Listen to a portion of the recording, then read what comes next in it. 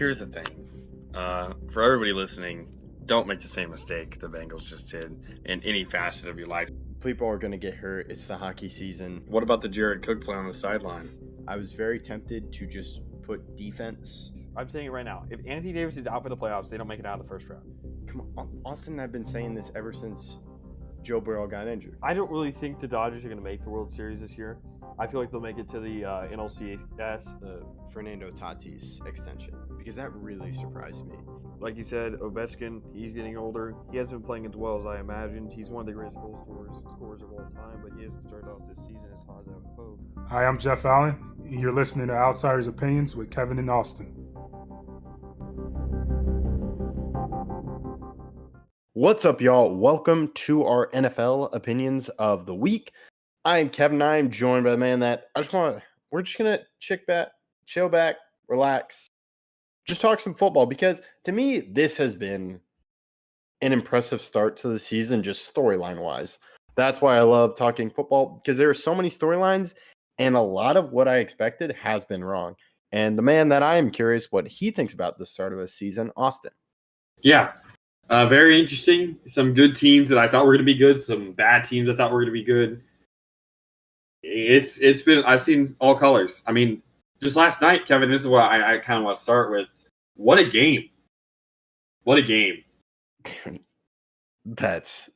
I was in and out watching the game, but I saw overtime. First of all, you have the ending of the game, which is crazy, with the play clock ending and making it 5 yards. Younghoe Koo still hits a field goal. And then Hodges. Hodge. Is he a Kadar Hodge. Kadar Hodge. Is Kadar he Hodge, a rookie? I don't think he's a rookie. I remember being on the team last year, but he doesn't really play all that much. He's from Prairie View A&M. It is pretty insane to see him do that, and I didn't think it was going to be a touchdown, but then he just turned up the middle of the field and just kept running. It was crazy. He's extremely fast. It was incredible because he comes off. Drake London had an incredible game. Oh, and then Drake London comes off the field. He gets hurt, and that's the reason why Kadar Hodge comes in. It's a story written 1,000 times, but I love it, everyone. And I'm shocked just how fast he was. No, I don't think anyone really touched him. Maybe there was one. I think the guy who he caught the ball on touched him, but he went around him and then just turned up the field. Yeah, and then you have 509 yards from Kirk Cousins. Baker Mayfield has continued his incredible season, and it looks like the Falcons are figuring it out as they are now 3-2. Yeah, and so are the Bucs. The Falcons now lead the division by tiebreakers. Even if the Saints were to win this week, they'd still lead the division. It's been a great start to the year for game. I mean, this was definitely the best Thursday night game of the year. Yes, it was awesome. Beautiful football. And that's something I was surprised about. And I want to talk about Pittsburgh. Do you believe Justin Fields? Do you believe in Pittsburgh finally has a quarterback? I'm still on the fence. What are your thoughts? I'm a little bit on the fence, but I'm starting to believe. I mean, I was a Justin Fields fan, obviously, when he first came into the league. So I'm starting to believe. That's how I'll put it. And to me, that's because I liked him before last season. Then it was just kind of meh. And I've talked to people and I'm like, man, the Bears are missing him. I'm like, the Bears are going to be fine. They have Caleb Williams. And their offense has started off great, but to me, I think Caleb Williams is really starting to figure it out. There are moments where I'm like, okay, I think I talked about this before, but the Texans Bears game, to me, it was like, okay, he's starting to get out of the pocket, and then he'll just won't make a great throw, or it's a throw he shouldn't make in the NFL. But yeah, I am very interested in Pittsburgh, especially against the Cowboys this weekend, because of the Cowboys run game and them being down Micah Parsons and DeMarcus Lawrence. Yeah, it's going to be a close fight, and Pittsburgh has such a great defense. I'm interested to see how Dallas, who's been struggling in a lot of facets offensively, really turns it around or not. Yeah, it's going to be tough for them because Brandon Cooks is also out. They were already struggling wide receiver-wise, and they have 2 rookie linemen. I like where Guyton is at. I like Beebe as well as center, but it's a tough ask. With TJ Watt, I'm sure TJ Watt's going to be focusing on it's just going to be moving around and focusing on Tyler Guyton.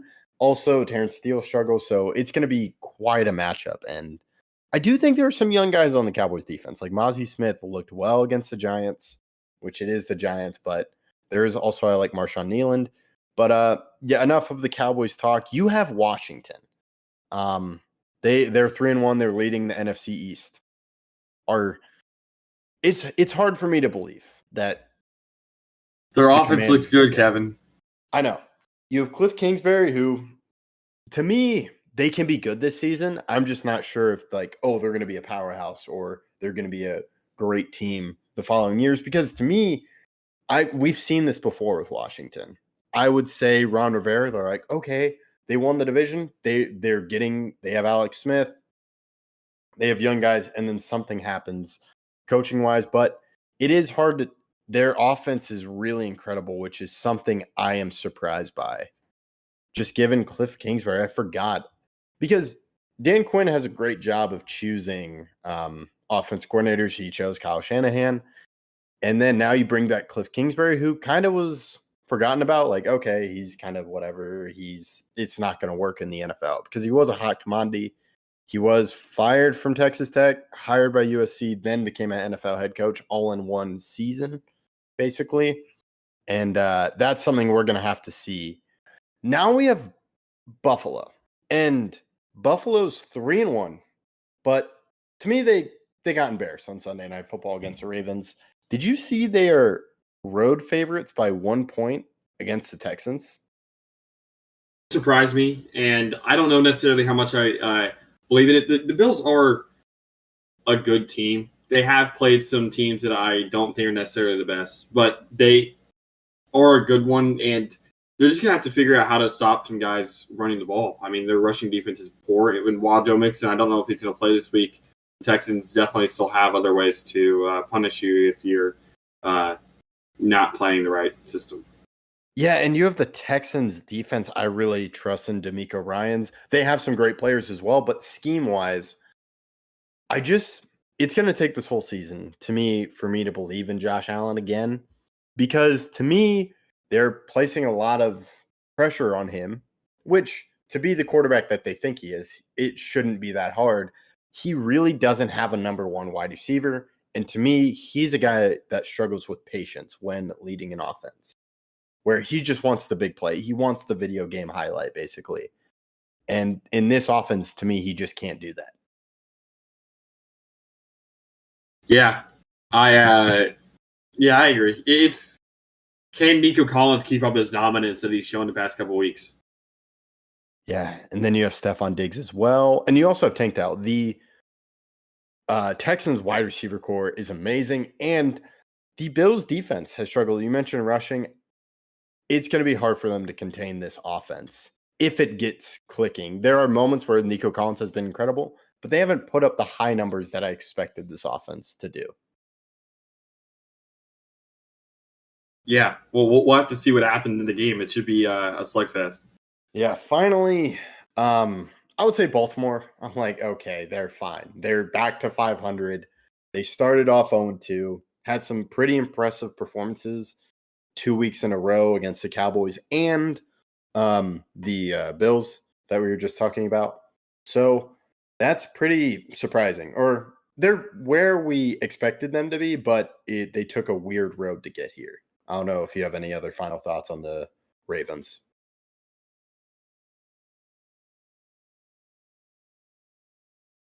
We've had bad games and good games. We'll have to see which one we get. It seems like we either get one of the two. I mean, the Raiders, they lost, but they also have beaten some really good teams. So it's going to depend on whether it's coaching or whatever comes to play.